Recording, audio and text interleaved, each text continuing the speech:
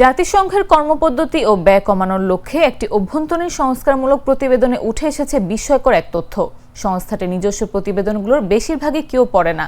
জাতিসংঘের মহাসচিব Antonio Guterres শুক্রবার বিভিন্ন সদস্য রাষ্ট্রকে বিষয়টি জানিয়ে বলেন, প্রতি বছর হাজার হাজার রিপোর্ট তৈরি ও সভা আয়োজনের চাপ জাতিসংঘ ব্যবস্থাকে প্রায় ভেঙে পড়ার দিকে ঠেলে দিচ্ছে। তিনি জানান, গত বছর জাতিসংঘের ২৭,০০০ সভা অনুষ্ঠিত হয়েছে, যাতে অংশ নেয় ২৪০টি সংস্থা ও কমিটি। এ সময় ১,১০০টি রিপোর্ট তৈরি করা হয়, যা ১৯৯০ সালের তুলনায় ২০% বেশি।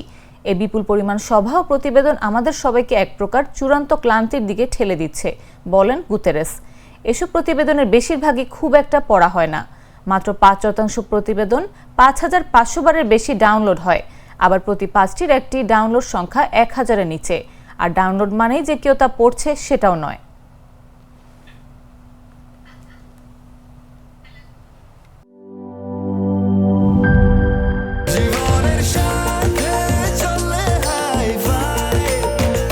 স্বাস্থ্যকর অল টাইম ফ্যামিলি কেক, সব সময় অল টাইম হেলদি লাইফ।